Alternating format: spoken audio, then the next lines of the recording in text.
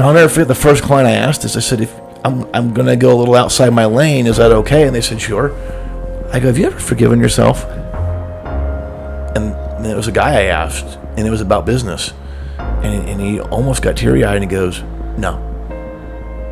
And I go, well, I'm going to give you a homework assignment. I want you to begin the process of forgiving yourself and taking it to the Lord. He was a believer. I go, he forgave you, right? He goes, yeah, but this is different. I go, well, no, you need to forgive.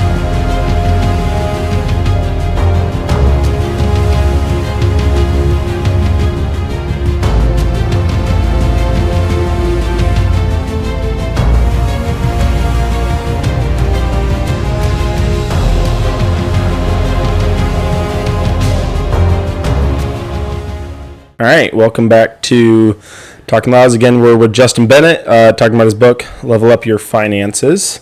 Then we'll kind of just keep rolling with some of the questions for Justin. All right, Jim, you want to go first? You want me to go first? Yeah, well, I have my main question is, so wife and I, we don't have any consumer debt as far as like that goes, but we do use our credit cards as a debit card and then pay it off monthly. What is your thought on that? If it's something that you're okay with, that you, I don't know. What do you think? You know, it's interesting, the debt subject. So when I do talks, either companies hire me or churches, hire me. My first lesson is on budgeting and savings. And no one disagrees it should be on a budget. No one disagrees they should save. You get the debt, and now it's an opinion that's very, or subject matter within money, very opinionated from one end, never borrow money ever, ever, ever, all the way to leverage, right? And I kind of fall over here close to never debt. Again, the only debt I'm okay with is a mortgage. I am personally not a fan of a credit card for multiple reasons. We'll walk them through. Number one, studies have found that you will spend an average of 12 to 18% more when you use plastic versus cash, right? Mm-hmm. Now, I'm not one of those that you try to send cash to Amazon, they're going to send it back, right? That won't work. So we need some form of something, right? But I'll never forget sitting down with a guy who was actually doing okay with money. He retired and was living, pretty comfortably. And we were talking, and he talked about how he used his credit card to pay it off every month. He paid off his credit card every month, never kept a balance, and I've heard that before. And it was interesting. He goes, if I'm honest, though, I can promise you I know that I'm making other purchases out of convenience that I might not otherwise if I was using cash. And we just did kind of a back-of-the-napkin kind of audit, and it was 17.99% extra spending. And if we're going to quote Dave, I love what Dave says. These companies aren't nonprofit ministries. Yep. And they know points will get us, or hey, it's safer, from an identity theft perspective, and they say all these things. Mm-hmm. These companies have spent billions of dollars studying how you and I tick. It's called gamification. They gamify this thing, and that's why everywhere offers points. Even Chick-fil-A, they don't have a credit card, but they offer points. Right? Yep. It works. It brings you to do it, right? But let's say you're someone that pays it off every month, and maybe you're okay with a few $100s extra spending a month. That doesn't bother us to pay it off every month. I'll never forget, speaking of Camel, as we did off the air, George Camel, who works for Dave, I think it was him that coined this, and it even further makes me not want to use a credit card. Who remembers the days back, I think it was Blockbuster Video, back in the 90s, right? Or Hollywood I'm Video. 10 years older than this guy. Their business model was off late fees. They made no money if you bought the movie back on time. And if you look at the zip codes where they put these stores, it was places at a higher rate of getting late fees. That's purposefully. Interesting. Huh. You won't believe this, but guess who gets one of the most credit card offers in the mail? Someone who just filed bankruptcy. Credit card companies are going after especially those who don't have a lot of money. So even if I'm responsible, I'm help funding the very companies going after people who I wouldn't want to be in a mess. So even if I'm responsible, am I really helping someone else? So I'm just not a fan of credit cards. It was funny, when I cut up the last credit card that I cut up over 15 years ago, it was the first credit card I ever got. It had a crack through it.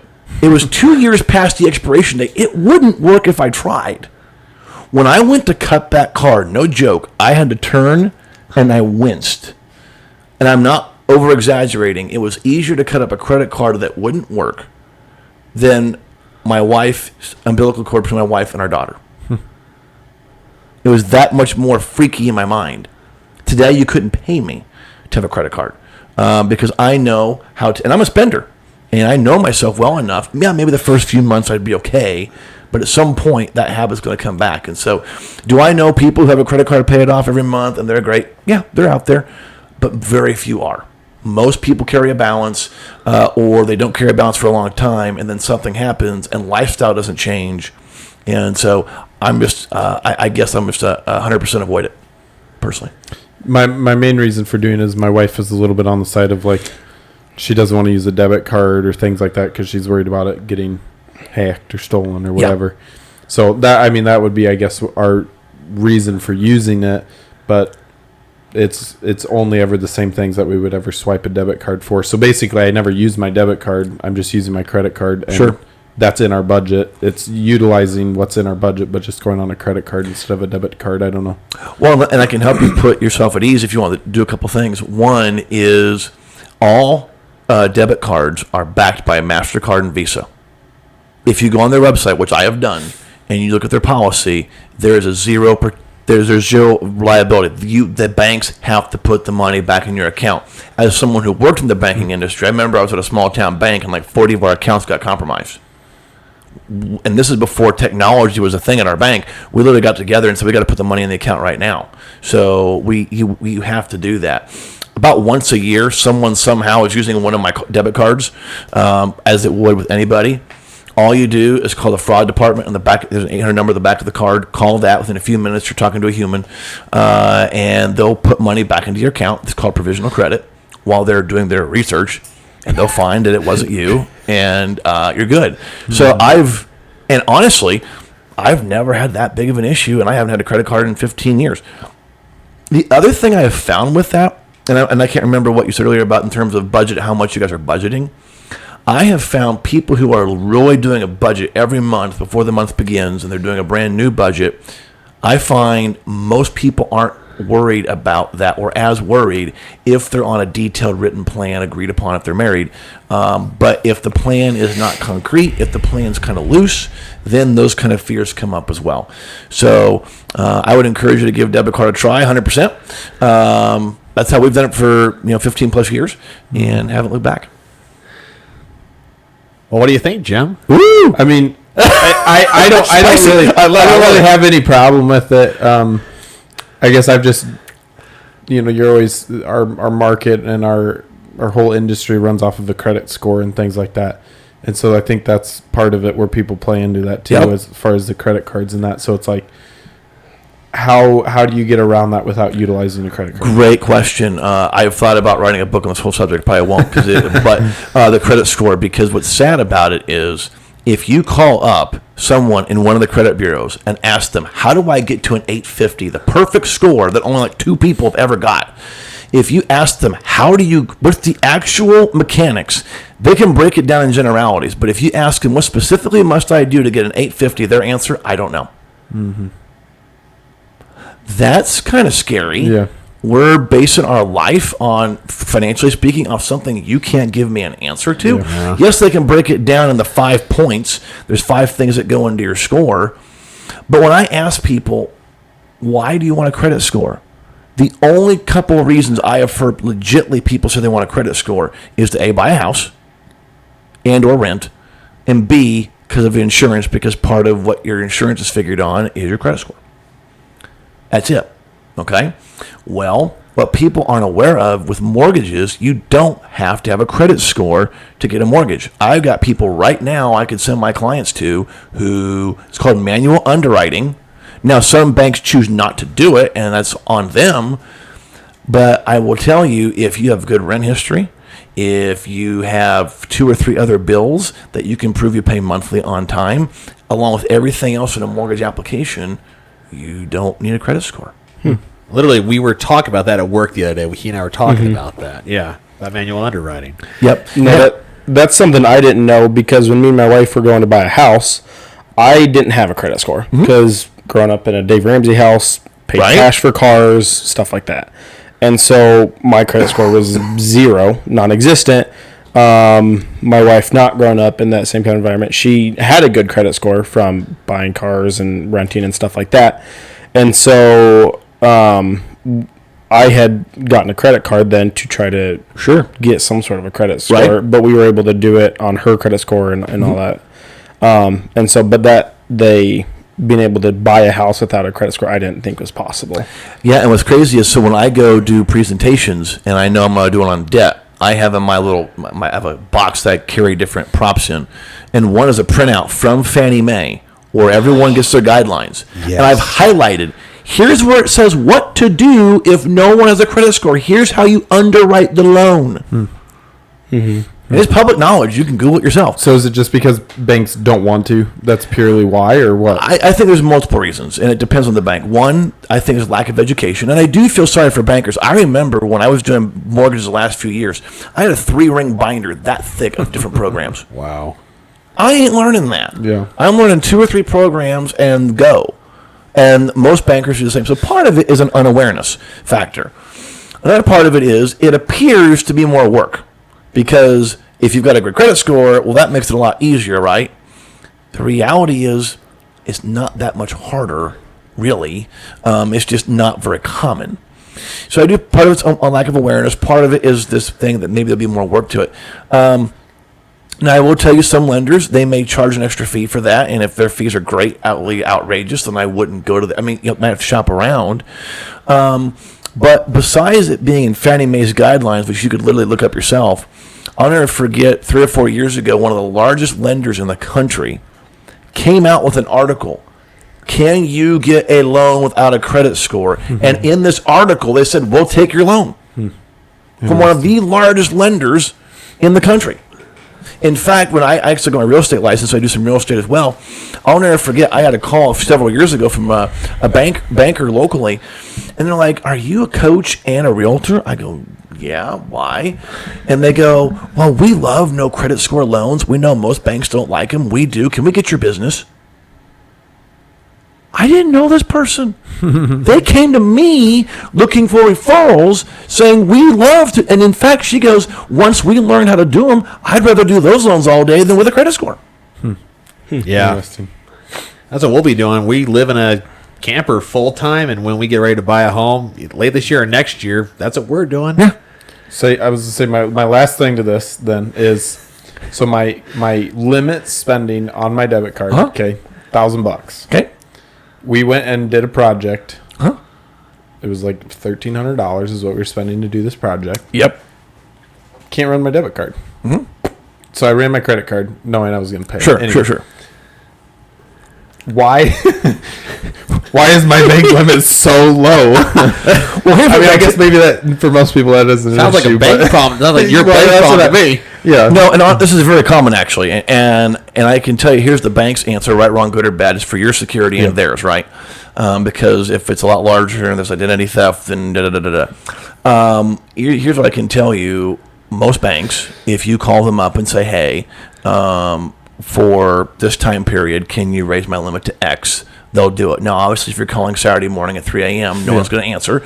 Now, but this is why getting on a detailed budget, and I'm not saying you're not, but why a budget is so important, because guess what? When you know that's going to happen, now you can make that call preemptively. Because here's the situation. It's just proven when you do a budget, you'll spend less than if we don't do a budget, right? And so the extra little bit of due diligence will actually save money. Yes, you got to be more preemptive. Yes, you got to call the bank. But isn't that less stressful than getting your credit card statement and going, where's this extra $1,000 from? And now you're auditing it. You're mad at your spouse because, well, you wouldn't have bought that. And if you wouldn't have bought this, wouldn't it just been easier to use cash? Thankfully, we were together, so there. That's good. I ran it. I was like, of course. And I was like, she's like, And again, in fairness, are there people who can do that and they're never going to be in a financial hiccup? Yes. I'd be lying if I said, oh my gosh, if you have a credit card, there's no chance. It's just very few people really have that discipline to really go, I'm only going to use it there. And I just go, why do I want to do something where my odds of winning are close to zero? Yeah. Okay. I've been looking forward to this question for a while. Oh boy, here we go. Lay it on I me. could have asked it 13 minutes ago, Jim. Jeez. Anyway, my intro wasn't 50 seconds long. So, I believe it's in chapter 2. You talk about, there's a section called Focus on Overcoming Your Past. Yeah. this book was, I believe that God has ordained everything. And so this book came at just the perfect time for me. Because my wife will tell you that I have a hard time, especially with that. So full disclosure, I went to a day trading thing. I went out to Utah for a week. I had a paid off camper. I had zero debt. And my wife and I talked about it. My sister-in-law was getting married, lots of things going on, and I went ahead, didn't have a credit card, opened up another credit card to pay off to go to the day trade school, and I put up my camper as collateral as well. And so I ended up with about $25,000 in debt, roughly. What? 23? 30. Okay. Gotta be exact now. But make himself feel better. But by the grace of God, it's almost gone. But did the day trade thing. Couldn't do it. I mean, the guy, day trade's not a scam, but man, it's so hard to do it. Right? And so fell into not depression, but just the overwhelming guilt. I have to work so many jobs to do this, all that. All because I wasn't budgeting with my wife. We weren't really communicating about our finances because it was still, hey, I go make the money, you pay the bills, it's fine. Right. It wasn't fine at all. And then finally I'm like, I'm sick and tired of being sick and tired. Like, I told Megan, we're having a meeting Sunday. The kids are going to play a little game time. We're going to go meet in the master bedroom, which is right by the living room and the kitchen and all that. And we are going to figure this out. Approximately 20 feet from the other bedroom. You don't know a camper. You don't know a camper. Is there any soundproof? No. Not at all. And so sat down, I looked at it and saw what the mess was. But then I understood a part of awareness of the pyramid. But regardless, I felt guilty how I did this to my family. I could have been putting money in for retirement. I could have had my family in a house. All these other things. And my wife's like, Zach, you have to forgive yourself for those things. I don't see you as a failure, and neither does God. And so I couldn't do it. And then grace of God was ordained, read the book. And I love this right here. It's page 37. Do not, this is Isaiah 43:18. Do not remember the past events. Pay no attention to things of old. And this is you now. To move on and be successful, we've got to let go of the shame from past blunders that drag us down. Don't expect overnight change because of the impact of these mistakes. Might not hit until you peel back the layers of your financial situation. But once you commit and start to see the results, it'll get easier every day to forgive yourself. Don't forget this as you go through each level of the pyramid. Even if you still feel regret at this point in the journey, forgive yourself. Forget what is behind. Game changer for me. Dude, it's Wonderful, awesome. yeah. And so my wife was so excited when I was texting. This is like a week ago, and it's like, oh, Zach, that's great. So I see debt getting peeled away every time a paycheck comes in, extra reffing money, all that's going to get rid of it. And did you struggle with that? I'm assuming maybe you did. That regret of, wow, how did I do this to my family, wife, couple kids at that point? I mean, I know what the cycle of regret was me is like, oh, yeah, I paid off some debt. That's great. Then back to, I shouldn't have had us in this place anyway. For me, yes, I've always had that regret, but I never, with money anyway, had this deep depression around it. It was just more one of those, darn, I wish I'd done better. But what I learned was through my clients, and this was several years ago, right as I was writing this book, was the timing of that. I was beginning to notice my clients, without them saying that, having a hard time forgiving themselves. And it's interesting, when you're coaching people on money, I jokingly say I'm part pastor, part therapist, part career coach, part, everything. It's like all, because I get to learn about things about people's life that I didn't know I get to learn about in these sessions sometimes. Yeah. But I was noticing a pattern where they were just having a hard time getting past this. And I'll never forget the first client I asked this. I said, if I'm going to go a little outside my lane, is that okay? And they said, sure. I go, have you ever forgiven yourself? And it was a guy I asked, and it was about business. And he almost got teary-eyed, and he goes, no. And I go, I'm going to give you a homework assignment. I want you to begin the process of forgiving yourself and taking it to the Lord. He was a believer.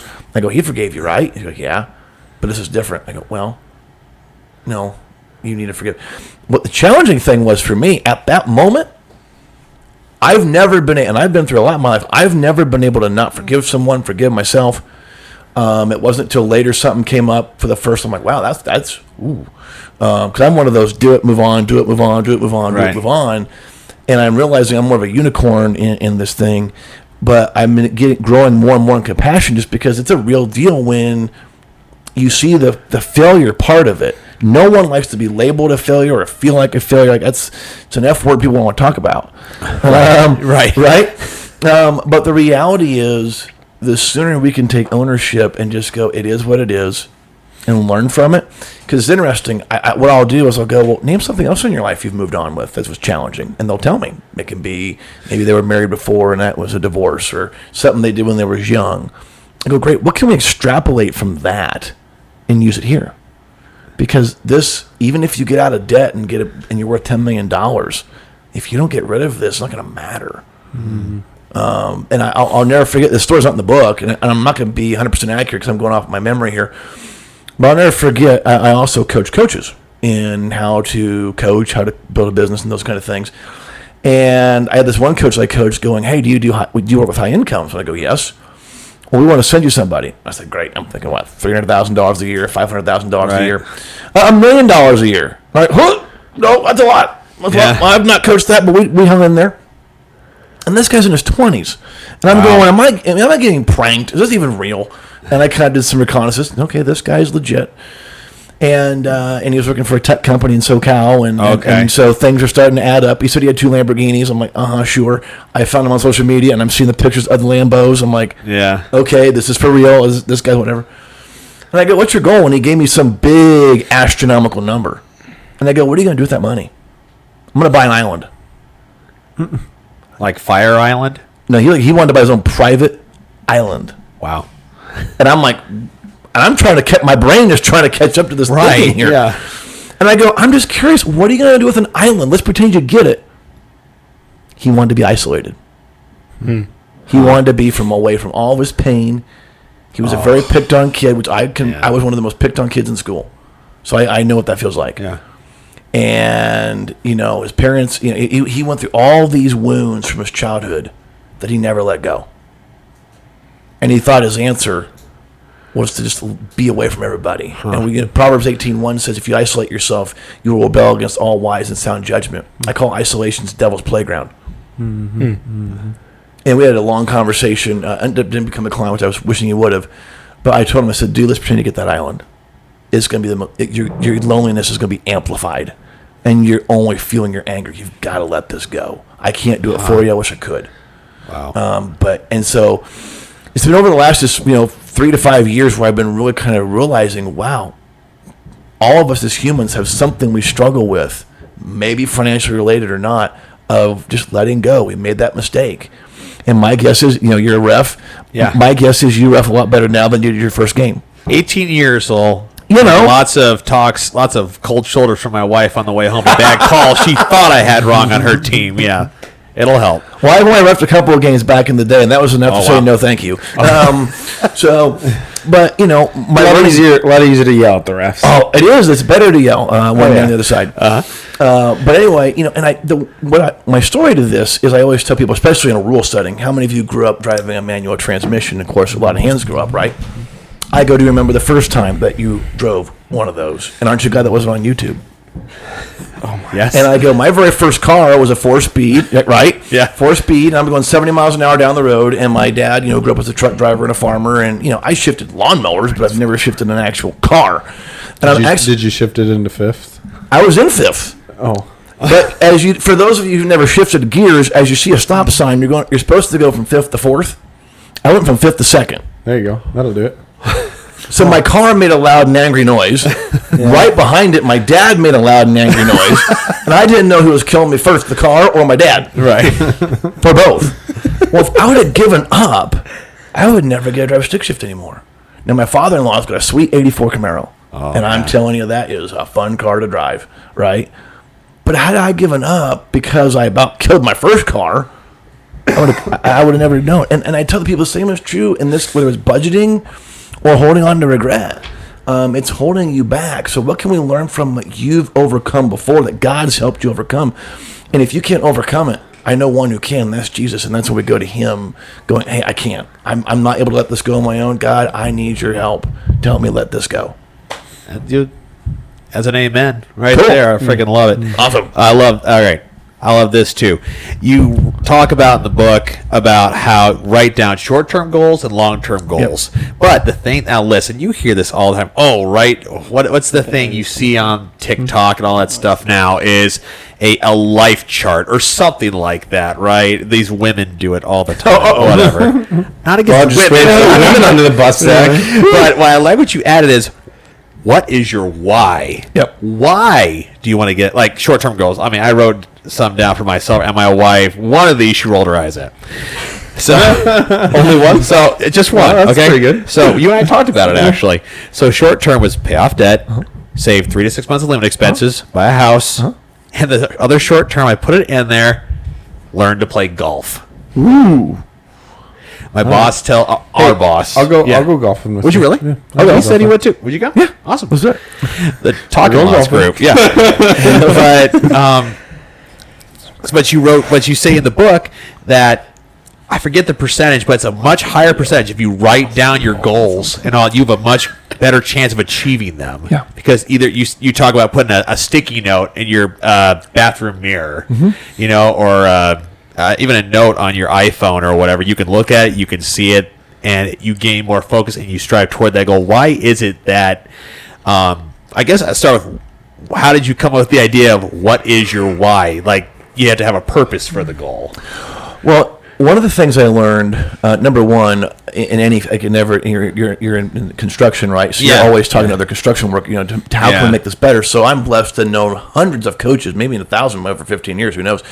And I've learned from them, they've learned from me. And one of the things I've discovered is most of the people who come to me, they're not coming to me proactively. They've fallen, usually a lot.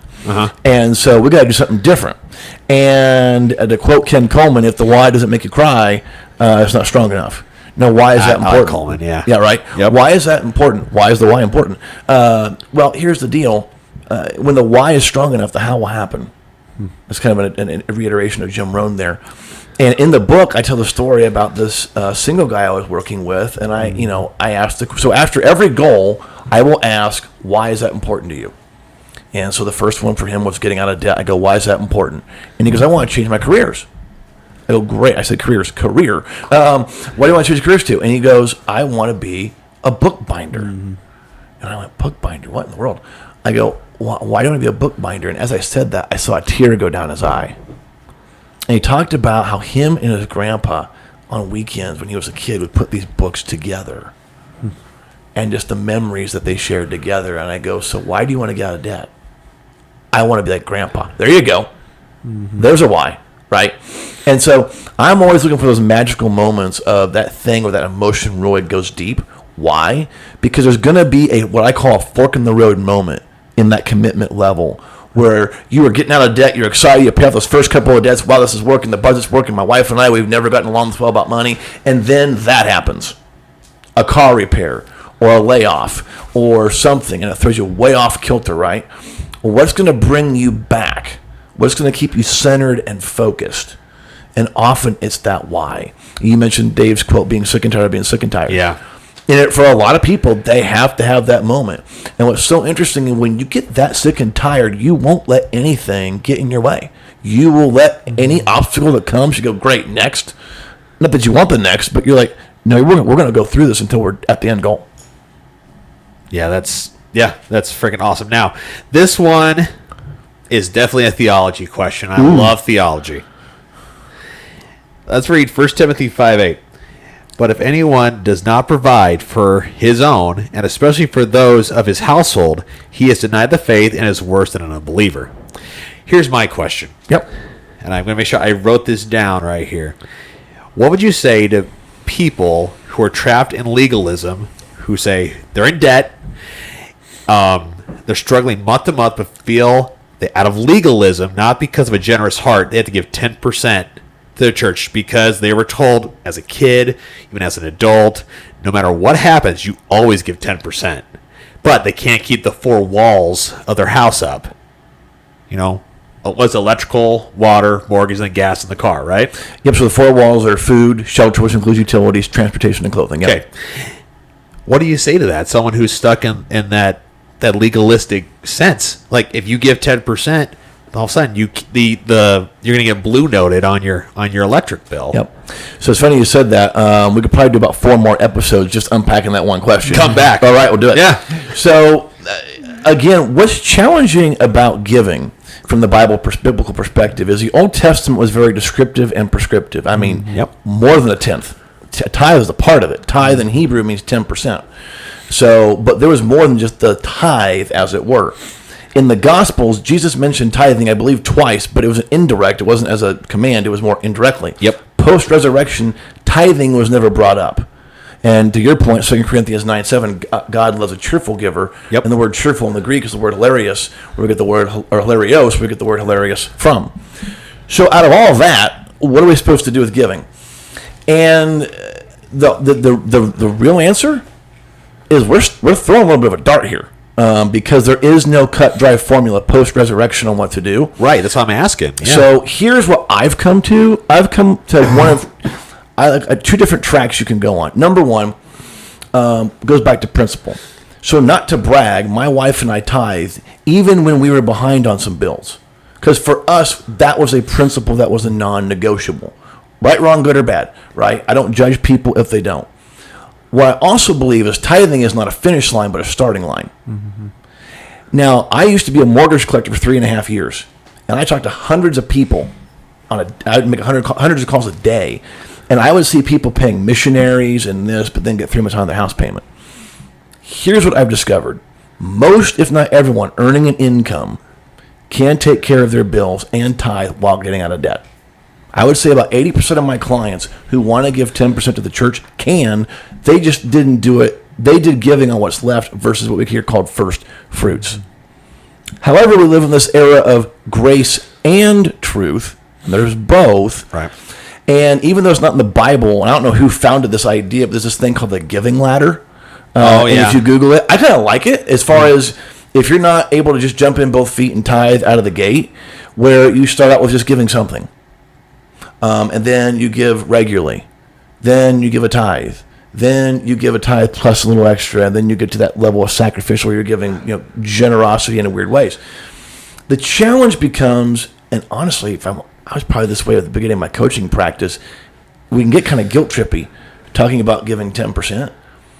And at the same time, though, it is where the heart is. You could be giving 99% of your income, and if your heart's in a bad place, it's not good.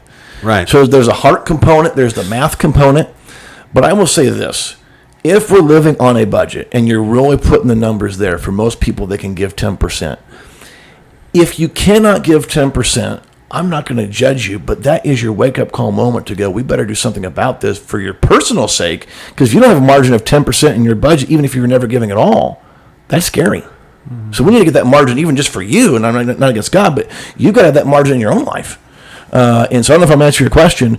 I love it. So what I do is I tell that to my clients. I go, I show them in the budget how they can give a tithe while getting out of debt. And they don't believe me at first half the time. I'm like, well, there's the numbers. Yeah, but we're missing something. We just have to be.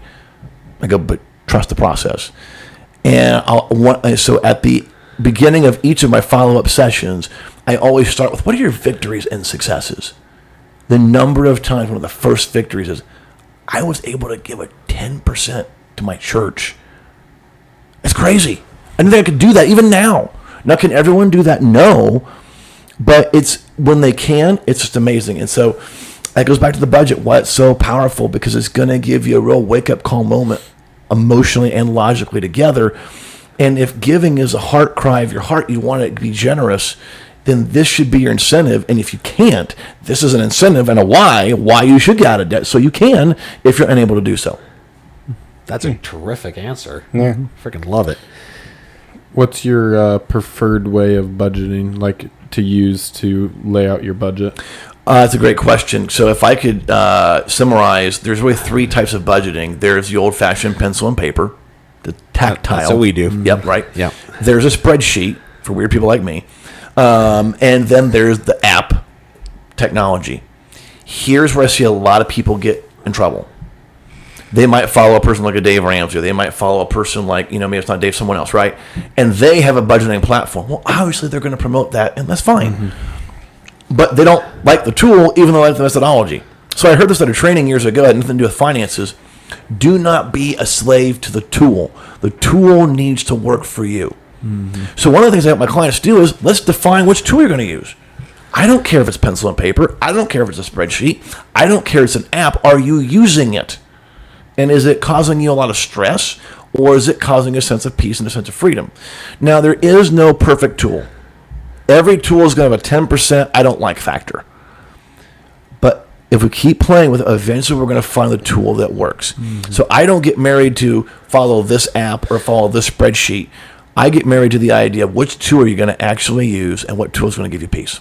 Because we've tried, like my wife and I, there was different budgeting, ideas, premises. I probably am in the middle category of it's kind of my money to spend type of a thing. No, it's probably because I don't want to just, I don't know. I'm really bad at sitting down and doing a budget anyway. So it's my reason to avoid it. That's going to come up here. Keep going. But it also plays into, we've tried the apps and things like that, and I just don't like them. And so I don't want to go on and continue to adjust them. And do that. It's just like I avoid it because I don't like it. And so that was part of the reading through this book, and that is like, okay, it feels like a really big part of this is finding what works for you, because when something works for you, like you're saying, you use it. Absolutely. When it's something you enjoy and you want to do, you use it, and then that helps you stay on track and stick to what you're going to do. Absolutely. My mom loves her spreadsheets. I feel she like I would does. probably fall a little bit into that category just because I utilize them at work and things like that. And so I understand them. And I feel like they're more personable to you, or, how I would want to do it. And you can kind of set up your formulas how you want. Yep. But I also, I see that as being part of this reason why I haven't done a budget, is because I just haven't enjoyed actually sitting down and doing it. Like, I don't want to. I just kind of avoid it because I don't like the premise or the utilization of the app or whatever. There's so many things about budgeting, from the actual tactical, how to use it, to the emotional of doing it. I mean, there's so many reasons that get us into, I'm not going to budget. And one of them is, I don't like any of the tools out there, and it just drives me nuts. All right. So I really enjoy. I'm going to get into some stories here, more stories. One thing that I really loved about this was the reasons to not start a budget. I'm gonna, like I said, you put them in an order. I'm going to remember them the way I remember them. So number one was, I was afraid of what I would find if I did a budget. That's what I was. Now I found freedom in knowing what my money situation is, and it's great now. My wife and I, it's so much better now that we know our finance and can work together on it. Number two, which I thought was really interesting, was I work super hard. I deserve to get what I want. It's like that YOLO thing we were talking about in the first part of the talk. And then third was, I can out-earn my stupidity. Yep. Right? So, can you tell us about the couple? You coined, they were called Luke and Diane, 9 kids, $100,000 in consumer debt, and we're $4,000 short every single month. Now, if I remember correctly, was this the couple that had the gym membership? No, that was a different one. That was the I can spend what I want or whatever thing. But they basically just never did a budget because they made so much money, they just kind of didn't pay attention. Well, can you tell us about the couple that had the $500 a month gym membership for each person? Yeah. They made, $260 roughly yearly. Well, 24 grand after tax every month, roughly. Great income. But they were in debt. Yeah. Can you tell us about that? Yeah, so those are two separate stories. I'll tell them both. Please. So we'll do the gym membership one first. Yeah. And interesting, so the very first thing I do in session 1 is we identify what your goals are and your why. Yep. And my first question to every client, so you're getting behind the scenes curtain, is how hard could I push you on a scale of 1 to 10? If 1 is soft and 10 is direct without being a jerk, how hard do you want pushed? And the wife goes, I'm a 9, but there's 2 things you cannot touch, vacation and gym. all right, we won't touch those. Now, I almost always the don't touch things, I know I'm going to have to get into go there first, or? But in the first session, again, I'm giving a lot of insider baseball here. I don't do a lot of coaching in terms of, here, I recommend this or that, because what I've discovered is there's a lot of things we're both learning together. So me just coming in and, making up stuff, I get to the gym membership line of the budget, and there's nothing there. And I'm like, interesting. So I asked, how much was your gym membership? And she said $500 a person a month. And at first I'm thinking, what gym? I'm like, does this include personal training? Is there a massage involved? do you get like Bluetooth, red tooth? I'm like, what's all going on here? Right. Yeah. And I had to repeat it because I thought maybe I just didn't hear her right, or maybe she said it wrong. Yeah. And there's 4 people in the house, and it's $500 per person per month. Now, I was already doing the math in my head, but going back to that eating out, most people aren't really aware of what they're saying. So as a straight face, I go, so let me get this straight. If it's $500 per person and all 4 of you have each a membership, 500 times 4 is 2,000. 2,000 times 12 is 24,000. So you're spending 24,000 a year in gym memberships. And she's like, what? You could just tell, like, moment of crisis just hit. Right. And I knew, good for her. But I didn't judge her. I just said, so, yeah, that's 24,000 a month. I heard that right? 500 per person is 4 of you, 4 times 5. Oh, we're finding a different gym. So it doesn't matter if you look like Schwarzenegger walking up to the police station in Terminator, it ain't worth it. Right. And that was the thing. Because, again, she heard 500 per month, and she was getting up there, getting this platinum level membership and whatever. But, again, never counted the cost of what it really costed on a monthly and annual basis. So that was a huge wake-up call going, whoa, and still did a gym, but got a way more affordable gym for them. The other story with the 9 kids, this is just, they're both great stories, but this one, so 9 kids, husband and wife, I do their budget, and when I get done, they're just under $4,000 a month in the red. That's insane. So I do have a question about that. Did they notice this or no? No, because again, people are living check to check. A lot of people, they don't realize how much their credit cards are going up as they're paying bills with their credit cards and all those kind of things. And then life happens, a medical bill you can't afford, and a car repair, then you got to get a bigger car when the car breaks down, all this kind of stuff. When they saw, like anyone else seeing $4,000 a month in the red, they're like,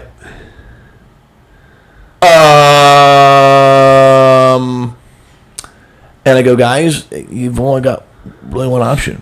Because they had a lot of it was unsecured debt. A lot of it was credit cards, some car payments that were so far upside down on, they're not going to get right set up again by selling it. They just can't. There's only one solution. Someone or someones are working a lot extra. I don't like that, but if you don't, we can just see where the math is going. You don't have to be a mathematician to see where things are going. I was really proud of them because the husband, he worked a job where he could travel all over the country and really make some really good money, and did. Good. I worked for them for 6 months. I don't remember how much they paid off in 6 months, but what I do remember, a snowy January Saturday, 2 years later, I go online, go onto Facebook just to see whose birthday it is, and that kind of thing, right? And I see they had posted on my wall. The wife had a picture of the husband, monkeying around with the budget. We just want to say, Justin, thank you. Because when we met with you 2 years prior, we were in a big mess. 2 years later, we paid off $70,000 in debt and cash flowed Christmas for all of our kids for the first time paying cash. And they were thanking me. They did the work. All I purely did was illuminate where they were, right? And again, so going back to that question of, I have a lot of people I'll walk through where they're going to see what they don't want to see. But in a weird way, there's clarity and it's cleansing to go, I now know. That burden is lifted because now you know. And actually, even though it's a burden that you owe money and it's a burden with the numbers in the red, that burden is actually a lighter burden than the burden of all the fears in our head that we think it is. Because we as humans, I'm no different. We either dream up the most dreamy scenario or we nightmare the most nightmare scenario. And as I read in the book, almost always either side doesn't happen. It's somewhere in the middle. And so for them, they had got sick and tired. And the wife worked extra too, by the way. I want to make sure I say that. She did also work extra. And, 9 kids, I just go, wow. But they did it. They paid off $70,000 in 2 years, but they were sick and tired. But they needed that awareness of where are we really at. And honestly, there's a lot of clients, I think part of the reason why they hire me, and it's great, is I need someone to sit down with me because I'm afraid of what I'm about to find out. And that's okay. For whatever reason in our culture, we have said getting help is a bad thing. We can YouTube everything now. We got podcasts. Wait, I'm on a podcast. And none of that's bad. All the other podcasts are bad. This one's good. But I mean, and I even tell people in the book, yes, obviously I'd love for you to come see me as a coach, but go see a friend, go see a family member, go see a coworker, go see someone you respect, and say, hey, you're doing something better than I am. Can we have coffee? Can you come over? And maybe we'll put on the podcast. I don't know. And I'm just telling you, we've got to get better society of just saying, I need help. Doesn't it come down to pride? Oh, big time. Yeah. Oh, big time. I mean, think of how many things that we do that we go, almost all my clients tell me, why didn't I do this sooner? Yeah, right? Why didn't I look at my budget with my wife sooner? Man. I mean, the moment I got into Dave, I'm like, I could have, because we like doubled our debt load. Oh, man. After I heard of him. But I mean, I didn't listen. I just heard the name and Rappel. I don't even know who the guy is, like whatever. And I go, dude, where we'd be financially now, knowing what I know? Yep. It's like, but pride got in my way. And one of my favorite verses is, God opposes the proud, but gives grace to the humble. Yep. Now, I got to share this story real quick if I can do a rabbit trail. This is what this podcast is about. Since you ref some of the homeschool games, you'll appreciate this. So, with our team, we'll throw out some biblical principles, and we had our team there, and I love our boys. They're just a lot of fun. And I mentioned that one of the things we're going to do is we're going to avoid pride, and so we're going to be humble, right? God opposes the proud and gives grace to the humble. How many of you want to oppose God? Every hand went up. All they heard was how many. And the coaches and I were just laughing. Wait and listen. Right? We're all cracking up. So I tried it again. Okay, kids, listen closely. How many of you want to oppose God? Only half the hands went up. But the other half's like, guys, stop. Did your son raise his hand? No. Oh, the first time, yes. First time, yes. Okay. Yeah. But the funny one was at the very end. Okay, guys, who wants to oppose God? And only this one left went, pick me. And it's like, no, dude, I don't think you heard me. And the whole team's like, no, dude, don't raise your hand anymore. So anyway, had nothing to do with finances, but just that's fine. Rabbit trail. We talked about trail mix at some point in the last podcast. Yeah. So back to not wanting to know what's wrong. You told us off air that your most requested story is a story of Betty. Can you tell us about Betty? So Betty, to set the stage, came to me. Actually, she came to me after I spoke at a company. A company had hired me. It was a nonprofit. And the president came to me saying, we cannot pay what these workers are worth because we're a nonprofit. So we'd rather pay someone like you to come in, do some workshops, and help them work with what they got. So after the workshop, she'd called me, and we worked together. This was an 81-year-old widow who was working 60 hours a week at $9 an hour. Man. And if that doesn't grab you, I mean, and again, what I loved about her is she's old school. She blamed nobody. She wasn't looking for sympathy. She knew she made the mess, and she was $20,000 in debt, which isn't a lot unless you're 81 and a widow, and that is a lot, right? Yeah. And one of the things I do that sets me apart in helping others is I actually will do the budget with my clients the first few months. I'm not doing it forever. At some point, you got to do it. But I'm going to get in the weeds with you. And every month, I'd help Betty do the budget. And in the first month, we sat down, we balanced the budget. And at the end, she goes, Justin, where'd my money go? I'm like, well, Betty, it's right here on the budget. Oh, okay. We get to the next month. I help her create that budget. And again, she goes, Justin, where'd my money go? I go, Betty, it's right there. Oh, got it. Third month, she has the same question. I go, Betty, we got to stop. You've asked that question every month now. What am I not hearing? And that's where she told me, Justin, my husband and I were married for 50 years. And we worked hard, really hard. I'm thinking, you're 81 working 60 hours. I bet you worked hard. Yeah. I can't tell you where $1 went. Then, as all grandmas do, she gets out her finger, and she gives me a grandma finger wave only grandmas get away with. You tell anyone younger than 81, get on a budget, do this stuff, so you're not me. And if you think about that story, and I mean, she was one of my favorite clients. She was just a lot of fun. But I feel like if we had to say that's the thing we all want to avoid, talk about the ultimate regret. Yeah. That's what we want to avoid the Betty. And we feel bad for Betty too, right? Because now Betty was awesome. I mean, she knew how to find joy. I mean, she grew up in the Depression, so she knew how to find joy in life. Her joy was in the Lord, and those kind of things. And she was just a very funny person to be with. She would love to just, how people of that generation just love to have a good humor once in a while. Yeah. But bottom line is, no one wants to be that. And what a great story and a great reminder. Do it now. Why wait until you're 40 to get it? Why wait till you're 70 to get it? Yeah. Now, what does the Chinese proverb say? When's the best time to plant a tree? 30 years ago. When's the next best time to plant a tree? Now. Which fortune cookie did you find that in? I don't know. That sounds good, though. Oh, man. The most important question of this whole podcast, and I think we've all been waiting to ask this, but I have the courage to ask it. Woo! How do you stop smoking Twinkies? Yeah.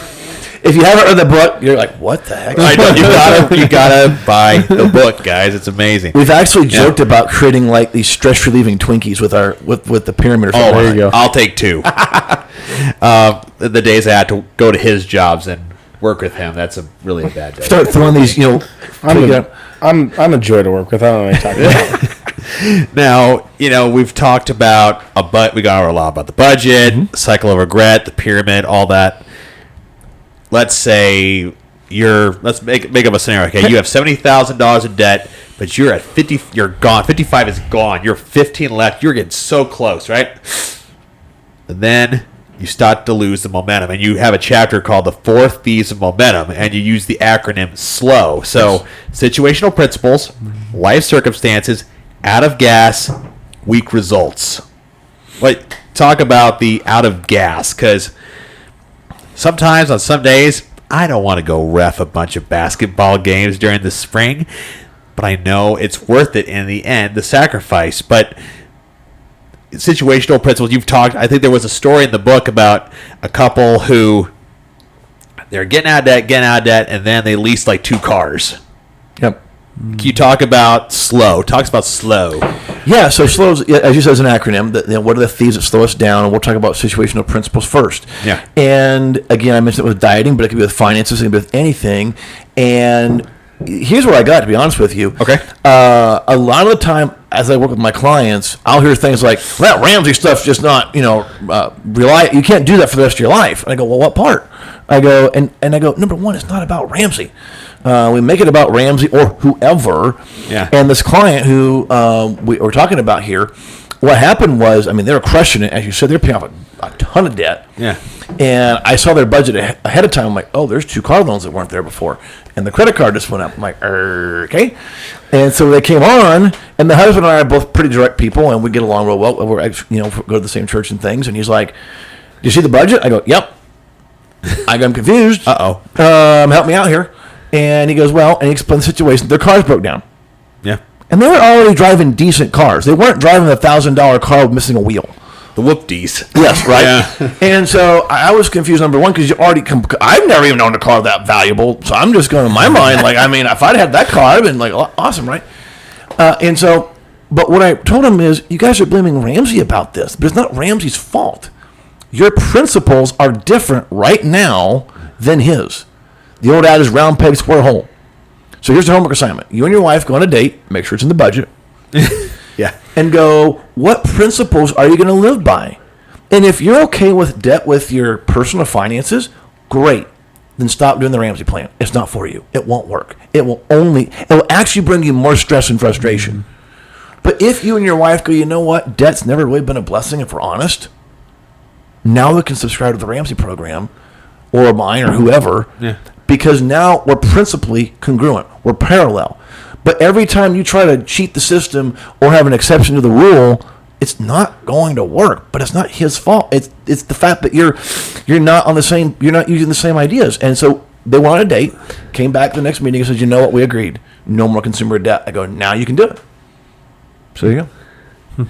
So can you explain the gap versus gain principle? Yes, and I want to give credit where credit is due. So Dan Sullivan, who came up with that, he's got a lot of great books in business.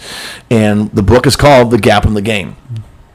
And what he talks about in The Gap of the Gain is 2 different mindsets, right? And what happens is in each scenario of gap in the gain mindset, you have a starting line where you are now, and your end goal you're trying to get to. And we're all taught, like Stephen Covey taught us, begin with the end in mind, right? Yeah. So we have the end idea. So the starting line, where we are now, a little further from there, and then where we want to get to. But we only spend our time measuring how far we got yet to go. And if all we do is measure how far we have left to go, all the negative emotions, depression, stress, anxiety, doubt, all that comes in, right? But in those same ideas, the starting line, where you are now, where you're wanting to go, if you spend more of your time focusing on how far you've come, now that's where joy, contentment, peace, satisfaction comes in, right? And we should do both. We want to be able to have goals and be kind of visualizing checkpoints that we talk about for the future. And if you read the Bible, what's interesting, I'll never forget, several years ago, I lead pastored a sermon for New Year's that combined New Year's goals in the Bible. I'm like, you could have done a whole day. I was a kid in the candy store. It was like all my favorite subjects in one. Right, yeah. And one of the things he said, we always talk about the proverb that says, without a vision, people perish. And so we have a vision, right? Yeah. But he goes, what, especially in the Old Testament, did God say more to do? Remember. Mm-hmm. Remember. And when you can see how far you come, it's amazing. I'll have clients where a bunch of bad things happened. And for example, I had one client the first 3 months. I mean, the first month the car broke down. Second month, an appliance went out. And the third month, the kid needed braces. I mean, boom, boom, boom. They had all this extra money they found in the budget, but now it's going all this stuff. And I go, how are you guys doing? I said, honestly, we're doing pretty good because had that been 6 months ago, it was sunk us. Wow. And the number of times when that kind of stuff happens, I'll go, how would you have handled this a year ago? Oh, I don't want to know. And that's that gap in the gain. Or maybe they put up all those small debts, but now they're that big student loan. Right. Or that big HELOC, right? And now they're going, oh, that's what my wife and I did, if I'm honest. The last loan we had was my wife's student loan. It was a pretty big number. And I remember going, I don't know Dave that well. He doesn't know me. What if we just go to baby step 3 and skip that? Well, I was starting to have the same things my clients do. Because I'm looking at a big balance, low interest rate. I'm going, why? But for me, the principle was I want to practice what I teach. Sure. And that was helpful. And I'm glad we did that. But even in that moment, there's a part of me that kind of wanted to sidestep and do something different. But I look back at all of the progress we had made, and I go, really? We got one debt left. Let's Right. gear up one more time. Let's get her done. And we did. Okay. We're getting pretty short on time, so maybe I've got one just more. a couple more. Well, there we go. 2 more at the most. It is true. You have It to is be true. short-winded, so It is that true. way we keep it within a reasonable time for we'll be YouTube. fine.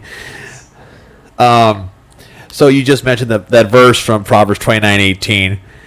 You talk about envisioning the future and being committed to it, right? So we got to the last chapter. That's 13, but chapter 12 tells about gaining that freedom, right? And you had a story that touched me especially about you were still in debt, but your daughter's birthday. She wanted to go to Hickory Park for her birthday. We kind of do a similar thing with our kids too. But you couldn't get her cheese balls.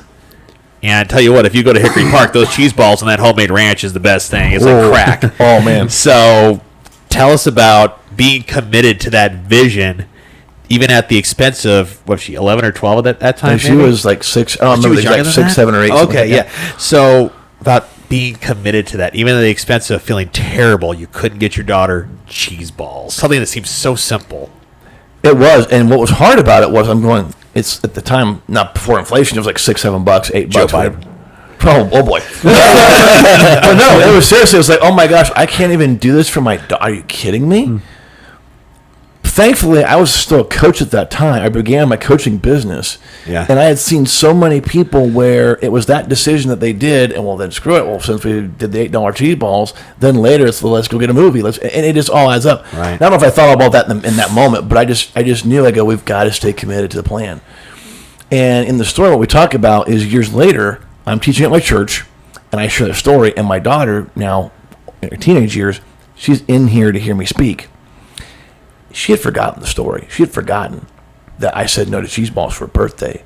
So we're walking up to the car. She goes, Dad, you owe me cheese balls. I'm like, I'm like, but it was fun. We went, and like actually a week later we found out she had a gluten allergy. So like it was like the last hoorah, like right before the. Man. And I even got gluten allergies. Hickory Park cheese ball is worth getting sick over. I mean, it's just that good. Right. But long story short was I asked her when we went on this little cheese ball date impromptu. Yeah. I go, was it worth it? She goes, absolutely. And yes, I know you said no then, but she didn't remember it. Mm-hmm. I Nice did. part about kids. Right? When they're young enough. Yeah. And we all do this as parents, right? Whether our finances or something else, we say out loud we're doing it for them. Mm-hmm. But in reality, how often are we doing it with our own pride in our own head? Mm-hmm. And again, I'm just as guilty as anybody. I might have done that one. I might have been the right answer on the test there. But there's other times I've said no, not financially, but in other areas, because I said it was for them, but it's really for me. Mm-hmm. I got one final question, then we'll wrap up. So people can find you, all that. This is the last one. I finished up chapter 13 today before coming on over. So you're out of debt now. You've gained financial. You're at the top of the pyramid now, right? Yep. Why is contentment after achieving financial peace so important? How do you go from achieving, working so hard, getting there, and then not falling back into the debt? Right there, being content, living on less than what you have, building for the future. That's a great, and really, there's two different things there, right? There's the contentment piece, and then there's the principle piece of going, we're going to continue to live on less than you make. Because it's not uncommon. I'll meet with people who get out of debt and get an emergency fund. The car breaks down. They go, oh, we can afford a car loan. We can afford the payment. Because that's just, their body is just so used to doing that. And then they go, wait. Didn't we say we're not borrowing money anymore? And when I was on the Dave Ramsey cruise that I mentioned earlier, there's a lot of people on baby step 7, out of debt, everything, mortgage included. And he gave a talk on what to do when you're on this step. Because it's easy to get complacent. It's easy to, because there's no other, what do I do next, right? This is the being generous part of it. And so being contentment is part of it, because if you're not content, even if you have all these baby steps, it will never be enough. It'll always be something we're chasing to try to hit there. And so I cannot stress enough the importance of just being content, both with where we are, where God's got you. And no matter what your net worth is, no matter what your bank account says, even if right now today you're in a mess, to go, hey, you know what? God's good, and we're going to get out of this one step at a time. Yeah, that was kind of my final wrap up. Was just how do you if you're on that top of the pyramid there, do you okay, so in the story, right, you went out for cheese balls. I'm guessing it wasn't in your budget, but how do you plan that side of it with your budget, things like that, when you're at that kind of side of the pyramid? Well, and I would just say, even when you're in debt, you can do that. So for us, what we did was, we have personal spending money. Dave calls it blow money. You can call it whatever, pocket money, mad money, whatever. So in our budget, my wife and I have our allotted money. So that's how I paid for it. I have my own personal spending money, and we went and did that. I'll never forget a time with our youngest son when he was learning how to ride a bike. Speaking of Casey's, we have a Casey's next to our house. Nice. As we're biking, and this is his first time, no training, I was like, Dad, I want to get ice cream. Now, the economical thing would have been, no, son, we're going to ride back on our bikes, get in our Prius, go to an Aldi's, and get it where you can get it way cheaper. That would have been the economical thing. You sound like my brother. But I didn't do that. I had pocket money in my wallet for me to spend on whatever I want, whenever I want, and that's how I bought ice cream that day, right? So part of it is, because I get that question too, how do you budget for things like that? Well, I go, that's forget that kind of thing. You budget for spontaneous events. What's your max in that budget? Well, that depends on where you are, right? But then you mentioned to the pyramid. It's a little sneak peek into potential future books. Ooh, don't know yet. We'll see where God's having me go here. Okay, but as you read the book, you'll find that the pyramid I created, the financial freedom pyramid, I'm mainly focusing on that book in baby steps 1 through 3. Mm-hmm. Yeah. But after coaching as long as I have, what I've noticed is when people start baby step 4, and for those that don't know what that is when you start investing, Yep. It's almost like they're back at that base of the pyramid again. So I'm going to use the pyramid again, but this time baby step 4 through 6. Okay. Because you got to go through the exact same process of awareness, knowledge, commitment, momentum, and freedom. And then I'm going to do a book all on baby step 7. Because I see people get to baby step 7, and they're back at the bottom again of, I want to give, but how, where, who, how? It's all the same. And so that pyramid, once you hit financial freedom, which means you've got, all your debt's gone but your house, you got your emergency fund funded, now we're going to start all over again using that pyramid to now get to what we call financial independence. Good. And when's the book release? Book release is Tuesday, April 29th. You should be able to get it where all books are sold. And we're doing hardcover, softcover. I read the audiobook and ebook. Perfect. Well, I appreciate you being on. And then name of your firm. People want to get a hold of you to help them with their finances. Yes, so my firm, Strong Tower Consulting. If you want to get the book, you can go to levelupyourfinances.com. And you can go there and get the book there. And you can also go to my website for coaching at strongtowerconsulting.com. Wonderful. Okay, I have one final question. All right. It's my favorite question I've heard posited on other podcasts. Is what are your rules for life? What are my rules for life? That my biggest rule that I live by is you will never arrive. And not to just stand still and go, I've arrived somewhere. You can always do better, right? So even as I've written this book, I have learned so much about writing, editing, and publishing a book. We're self-publishing this first round. And like I told my wife even a couple of days ago, it's like we earned a master's degree just in this. Is a huge undertaking, a lot bigger than I ever thought possible, right? Oh my gosh, the things we learned along the way. And after the very first version of the book was done, the first editor that we used, she was like, I got good news and I got bad news. I go, okay, what's the good news? We'll start there. It's a good book. I go, great, what's the bad news? You wanted a great book. We're starting over. I was for a month, and I do not like not communicating, but I was like in a month in depression. I didn't talk to anybody about I quit talking about the book. I lost interest in the book. I didn't know if I was going to pick it back up again. Right. But I went, wait a minute, dude, this is your first rodeo. Oh my gosh, you haven't written 7 books. This is your first one. And so I got back on the horse, and that's just one of my biggest life lessons is just to get back on the horse, because I don't know a single person ever, minus Jesus, who didn't fall off the horse somewhere in their life, in multiple areas of their life. I'm no different. So, and just learn how to give grace to myself and to others, and just know we all make mistakes, and that doesn't define us. All right. Wonderful. Well, appreciate you being on. Yeah, This is great. awesome. So- First ever guest, guys. Yeah, no, this is awesome. Go buy the book. Listen to it on audio. Whatever. Say that'll probably be my Audible? preferred method. Yeah. It's going to be on Audible and all the places you That can would have buy worked the out book. better for James. Yeah. Yeah, Now we can just do it again. I'm much more of a listen to it kind of guy. So, but all right. Well, we appreciate you being here, and we'll see you guys all next time. Awesome. See ya.